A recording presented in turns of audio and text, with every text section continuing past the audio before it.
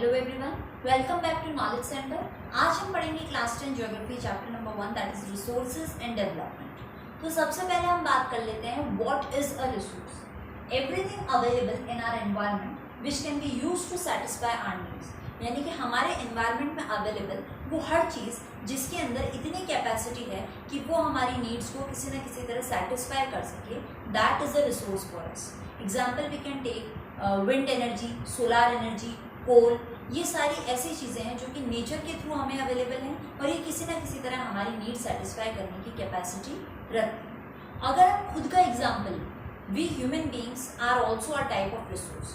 हम जो है रिसोर्स है अपने देश के लिए, क्योंकि हमारा देश जो है वो हमारे ही थ्रू डेवलपमेंट करता है। साथ ही साथ ह्यूमन रिसोर्स जो है उनको मोस्ट इम्पॉर्टेंट रिसोर्स माना गया है, क्योंकि ह्यूमन रिसोर्सेज के अंदर इतनी कैपेसिटी है कि वो बाकी सारे ही रिसोर्सेज को बहुत अच्छी तरीके से यूटिलाइज कर सकते हैं। तो हम बात कर रहे थे रिसोर्सेज की। तो किसी भी रिसोर्स का मोस्ट प्रोडक्टिव या मोस्ट प्रॉफिटेबल होने के लिए 3 कंडीशंस का सेटिस्फाई होना बहुत ज़्यादा जरूरी है। क्या है वो conditions? Resources should be technologically accessible, economically feasible and culturally acceptable. पहली जो कंडीशन है टेक्नोलॉजिकली एक्सेसिबल, वो क्या कहती है कि क्या आपके पास वो अवेलेबल टेक्नोलॉजी है जिससे आप उस रिसोर्स को और ज़्यादा प्रोडक्टिव बना सको और ज़्यादा प्रोडक्टिव प्रॉफिटेबल बना सको, सिर्फ आप उसको एक्सट्रैक्ट करके उसका मैक्सिमम यूटिलाइजेशन कर सको। ये अवेलेबल टेक्नोलॉजी आपके पास होनी चाहिए। सेकेंड चीज़ है इकोनॉमिकली फीजिबल। हमारे पास इतना पैसा होना चाहिए, इतना कैपिटल होना चाहिए कि हम उस रिसोर्स को एक्सट्रैक्ट करके प्रोसेस करके उससे यूजफुल प्रोडक्ट बना सकें और उससे ज़्यादा से ज़्यादा प्रॉफिट जो है वो हम अर्न कर सकें।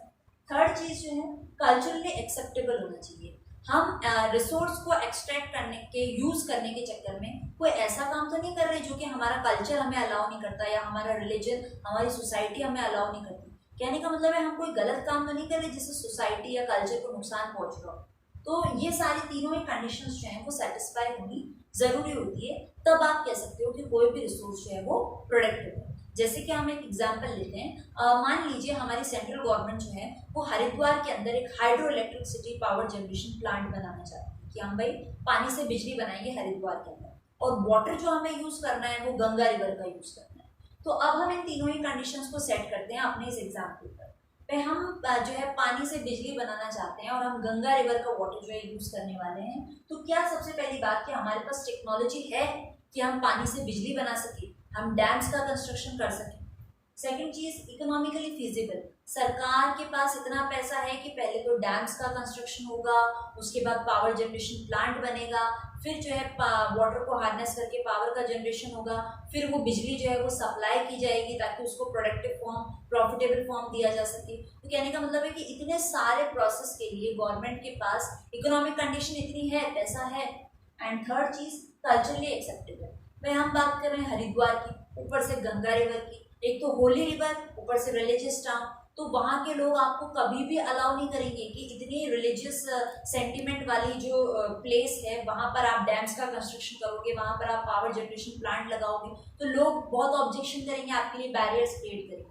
तो यहाँ पर आपका कल्चर जो है वो इस चीज़ को एक्सेप्ट नहीं कर रहा है। तो कहने का मतलब है कि ये तीनों ही कंडीशंस जो हैं वो सेटिस्फाई होनी ज़रूरी है, तब हम कह सकते हैं कि यस हमारे जो रिसोर्सेज हैं वो प्रॉफिटेबल हैं और मोस्ट प्रोडक्टिव हम इन्हें बना सकते हैं।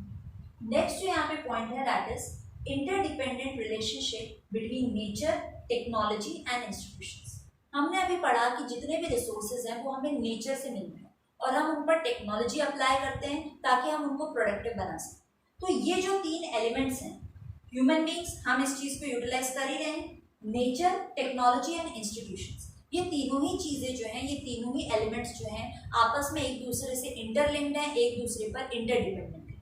किस तरह? देखिए, जैसे मान लीजिए हमारे पास जो है, हमें पता चला कि भाई हमारे पास ज़मीन के अंदर ऑयल है और उस ऑयल को जो है हमें एक्सट्रैक्ट करना है। तो ऑयल जो है हमें किससे मिल रहा है? Through nature. नेचर से हमें जो है एक रिसोर्स मिल रहा है। अब हम उसको एक्सट्रैक्ट करके उस पर टेक्नोलॉजी अप्लाई करेंगे अवेलेबल, ताकि हम उस ऑयल से पेट्रोल, डीजल, केरोसिन, कई तरह के जो हैं पेट्रोलियम प्रोडक्ट्स जो हैं डिफरेंट टाइप्स के हम मैन्युफैक्चर कर रहे हैं, प्रोसेस करके बना रहे हैं। अब हम ये जो अलग अलग टाइप के प्रोडक्ट्स हैं इनको कई तरह के इंस्टीट्यूशंस में यूज कर सकते हैं। कहने का मतलब है कि नेचर और टेक्नोलॉजी को मिला के हम कई अच्छे अच्छे इंस्टीट्यूशंस क्रिएट कर सकते हैं, या इनसे मिलने वाले रिसोर्सेज से हम इंस्टीट्यूशंस को और ज़्यादा डेवलप कर सकते हैं। तो कहने का मतलब है कि नेचर, टेक्नोलॉजी और इंस्टीट्यूशंस ये तीन ऐसे एलिमेंट्स हैं जिनको कि ह्यूमन बींग्स यूटिलाइज करके और मैक्सिमम डेवलपमेंट करने की कोशिश करते हैं। ये तीनों ही एलिमेंट्स आपस में इंटरलिंक्ड हैं, इंटरडिपेंडेंट।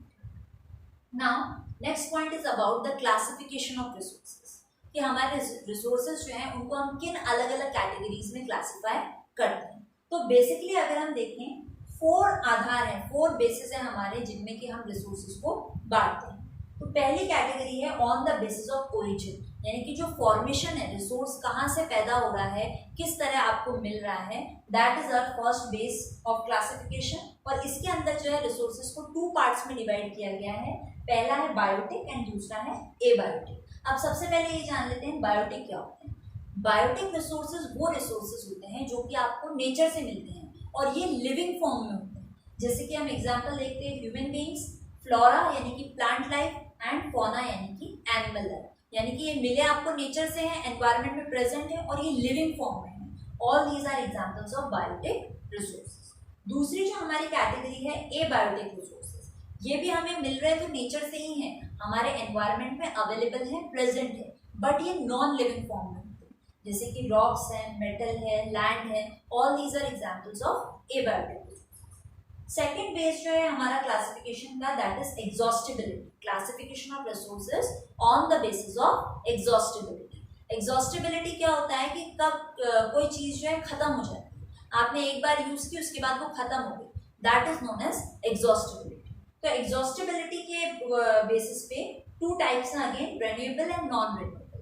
रिन्यूएबल रिसोर्सेज कौन से होते हैं, जिनको आपने एक बार यूज कर लिया, अब वो खत्म नहीं हुए हैं, उसको आप दोबारा से रीयूज कर सकते हो। ठीक है, एग्जाम्पल देखिए solar energy, wind energy, water. तो सोलर एनर्जी आपने आज यूज कर ली, अगेन टुमारो आपके लिए अवेलेबल है। विंड एनर्जी आपने आज यूज कर ली, टुमारो अगेन आपके लिए अवेलेबल है। एक नेचुरल रिसोर्स है, खत्म नहीं हो रहा है। ठीक है, अगर हम बात करें नॉन रेन्यूएबल रिसोर्स, तो नॉन रेन्यूएबल रिसोर्सेज में वो रिसोर्सेज आते हैं जिनको कि आपने एक बार यूटिलाइज कर लिया, सिंगल यूज में वो एग्जॉस्ट हो जाएंगे, फिनिश हो जाएंगे, आप उसको दोबारा से रीयूज नहीं कर सकते। जैसे कि कोल है, वुड है, ऑयल है। भाई कोल है, आपने एक बार निकाला और उससे आपने पावर जनरेट करने के लिए या एनर्जी जनरेशन के लिए किसी भी काम में लगा दिया, अब उसी कोल को क्या आप दोबारा से यूज कर सकते हो? नहीं। लकड़ी आप लेके आए, आपने उस लकड़ी से फर्नीचर बना लिया, अब क्या उसी लकड़ी को आप दोबारा से यूज कर सकते हो? नहीं। दोबारा फर्नीचर बनाने के लिए आपको दूसरी बार लकड़ी और लानी पड़ेगी। तो ये सारे क्या है, नॉन रेन्यूएबल रिसोर्सेज हैं जो एक ही यूज में, सिंगल यूज में एग्जॉस्ट हो जाते हैं, फिनिश हो जाते हैं, आप उनको दोबारा से रीयूज नहीं कर सकते। थर्ड जो हमारा बेस है क्लासिफिकेशन का, दैट इज ओनरशिप, यानी कि आपका जो है मालिकाना हक। और उसके बेसिस पे जो है 4 टाइप्स हैं। पहला है इंडिविजुअल, दूसरा है कम्युनिटी, तीसरा है national and fourth one is international. तो सबसे पहले हम बात कर लेते हैं कि इंडिविजुअल रिसोर्सेज क्या होते हैं। इंडिविजुअल रिसोर्सेज, आप इंडिविजुअल हो, जिन भी जो चीज़ें आपके खुद की है, आप उन चीज़ों के मालिक हो, वो आपके इंडिविजुअल रिसोर्स होते हैं। जैसे आपका घर है, आपके पास गाड़ी है, आप उस गाड़ी के मालिक हो, तो वो आपका इंडिविजुअल रिसोर्स है। Okay, such type of resources are examples of individual resources. Second है कम्युनिटी रिसोर्सेज। कम्युनिटी रिसोर्सेज कौन से रिसोर्सेज होते हैं जिनको कि गवर्नमेंट ने एक बार स्टैब्लिश कर दिया, एक बार बना दिया, अब पूरी कम्युनिटी, पूरी सोसाइटी जो है आने वाले लंबे समय तक उनको यूज करेगी। जैसे हम एग्जांपल देखते हैं, विलेज पॉन्ड है, पार्क है, ये क्या है, गवर्नमेंट ने एक बार बना दिए, अब जो विलेज के लोग हैं वो आने वाले लंबे समय तक उन रिसोर्सेज को यूज करते रहेंगे। तो ये कम्युनिटी की रिसोर्स है क्योंकि पूरी कम्युनिटी उसको यूज कर रही है, उसको यूटिलाइज कर रही है। थर्ड जो हमारी कैटेगरी है, that is national resources. National resources यानी कि देश की ओनरशिप में है, देश का मालिकाना हक उनके ऊपर बनता है। अब नेशनल रिसोर्सेज में जो है कौन से रिसोर्सेज आएंगे, वो सभी रिसोर्सेज जो कि हमारी कंट्री की पॉलिटिकल बाउंड्रीज के अंदर आते हैं। पॉलिटिकल बाउंड्रीज क्या है, आपकी कंट्री की जो बॉर्डर है, जो सीमा है। ठीक है, तो पहली बात तो ये हो गई कि पॉलिटिकल बाउंड्रीज के अंदर जो भी रिसोर्सेज आ रहे हैं वो सब हमारे नेशनल रिसोर्सेज है, हमारे देश का अधिकार है। पॉलिटिकल बाउंड्रीज के अलावा हम जो है ओशियनिक बाउंड्रीज को भी कंसिडर करते हैं। देखिए, political boundaries and oceanic area up to 12 nautical miles, यानी कि देखो हम जानते हैं कि हमारा इंडिया जो है उसकी पेनिनसुलर बाउंड्री यानी कि 3 साइड से जो है वो ओशन से कवर्ड है। तो अगर हम बात करें कि ये ओशनिक एरिया क्या है, यानी कि पॉलिटिकल बाउंड्री के बाहर जब हमारा ओशनिक बाउंड्री स्टार्ट हो रही है तो पॉलिटिकल बाउंड्री से लेकर 12 नॉटिकल माइल्स तक हम जाएंगे, यानी कि 22.2 किलोमीटर तक का जो ओशनिक एरिया है वहां पर अगर कोई भी रिसोर्सेज अवेलेबल हैं तो वो सारे ही रिसोर्सेज पे जो है इंडिया का ओनरशिप है, इंडिया का अधिकार है।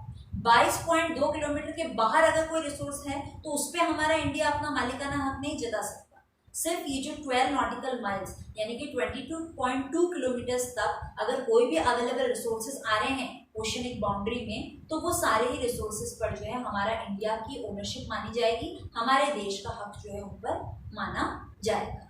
इसके साथ ही नेशनल रिसोर्सेज को लेकर एक पॉइंट और आता है कि देखिए नेशनल रिसोर्सेज जो हैं वो गवर्नमेंट के ओनरशिप में आते हैं। तो गवर्नमेंट के पास ये अधिकार है कि गवर्नमेंट अगर चाहे तो किसी दूसरे के रिसोर्सेज को ऑक्यूपाई कर सकती है पब्लिक वेलफेयर के लिए। तो हम कह सकते हैं कि कहीं ना कहीं इंडिविजुअल और कम्युनिटी रिसोर्सेज जो हैं वो भी नेशनल रिसोर्स का ही हिस्सा है। अब भाई मैंने आपसे कहा कि गवर्नमेंट जो है रिसोर्सेज को ऑक्यूपाई करेगी पब्लिक वेलफेयर के लिए। मान लीजिए भाई गवर्नमेंट को जयपुर से लेकर दिल्ली तक नेशनल हाईवे बनाना है, तो रास्ते में आने वाली कितनी ही एग्रीकल्चरल लैंड होगी जो किसानों की होगी, लैंड ओनर्स की होगी, तो गवर्नमेंट क्या करेगी, वो सारी ही लैंड ऑक्यूपाई कर लेगी, जब्त कर लेगी। भाई क्यों, गवर्नमेंट के पास सीधा सीधा कारण है कि भाई पब्लिक वे बनाने से होगी, तो गवर्नमेंट उस लैंड को ऑक्यूपाई कर सकती है, कैप्चर कर सकती है। तो कहने का मतलब है वो थे कम्युनिटी रिसोर्स या आपके इंडिविजुअल रिसोर्स, उनको जो है गवर्नमेंट ने ऑक्यूपाई कर लिया पब्लिक वेलफेयर के लिए। तो ये जो केस है वो सिर्फ नेशनल रिसोर्स के अंदर ही है, क्योंकि गवर्नमेंट के पास ही ये पावर है कि वो किसी के भी इंडिविजुअल या इवन कम्युनिटी रिसोर्सेज को जो है पब्लिक वेलफेयर, सोसाइटी के वेलफेयर के नाम पे ऑक्यूपाई कर सकती है। तो ये सारे रिसोर्सेज जो हैं वो कहलाते हैं हमारे नेशनल रिसोर्स, जिन पर के हमारे देश का अधिकार होता है। फोर्थ जो हमारी कैटेगरी है दैट इज इंटरनेशनल रिसोर्स। देखिए कुछ इंटरनेशनल ऑर्गेनाइजेशंस होती हैं जो कि रिसोर्सेज की ओनरशिप को रेगुलेट करती हैं। अगर हम बात करें नॉटिकल माइल्स के टर्म्स में यानी कि ओशनिक बाउंड्रीज के टर्म में, तो 200 नॉटिकल माइल्स के बिलो यानी कि करीब करीब हम कह सकते हैं कि 370 किलोमीटर के बाहर जाकर जो भी रिसोर्सेज आ रहे हैं वो ऐसे रिसोर्सेज हैं जिन पर दुनिया का कोई भी देश अपना मालिकाना हक जता नहीं सकता है, और वो रिसोर्सेज जो हैं वो इन्हीं इंटरनेशनल ऑर्गेनाइजेशन की ओनरशिप में आएंगे। भाई किस तरह के इंटरनेशनल ऑर्गेनाइजेशन, जैसे कि यूएनओ है, WHO है, ये सब इंटरनेशनल लेवल के ऑर्गेनाइजेशन। तो अगेन आई एम रिपीटिंग, मैंने आपसे कहा कि भाई जो ओशनिक बाउंड्री जो कि हमने नेशनल वाले में बात की थी कि 12 नॉटिकल माइल्स तक यानी कि 22.2 किलोमीटर तक अगर कोई भी रिसोर्सेज आ रहे हैं तो वो इंडिया के आएंगे, ठीक है। अब मैं आपसे इंटरनेशनल में कह रही हूँ कि किसी भी देश की पॉलिटिकल बाउंड्री, मान लीजिए इंडिया की ही पॉलिटिकल बाउंड्री है, इंडिया की पॉलिटिकल बाउंड्री से 200 नॉटिकल माइल्स तक आप आ जाइए, यानी कि 370 किलोमीटर तक आप आ जाइए। उस 370 किलोमीटर के बाहर जो भी रिसोर्सेज होंगे उन पर कोई भी देश अपना मालिकाना हक जता नहीं सकता है, वो सारे ही रिसोर्सेज जो हैं उन इंटरनेशनल ऑर्गेनाइजेशंस के अंडर आते हैं। अब यहाँ पर एक क्वेश्चन अराइज होता है कि भाई इंडिया का अधिकार तो सिर्फ 12 नॉटिकल माइल्स था, तो अब इस 12 और 200 के बीच में जो रिसोर्सेज आ रहे हैं इनको कौन काम में लेगा? भाई इंडिया का हक तो सिर्फ 12 नॉटिकल माइल्स था और इंटरनेशनल रिसोर्सेज कहाँ से स्टार्ट हो रहे हैं? 200 नॉटिकल माइल्स से। तो ये 12 से 200 के बीच के जो रिसोर्सेज हैं इनका मालिक कौन? इन पर किसकी ओनरशिप है? इन पर किसका मालिकाना हक है?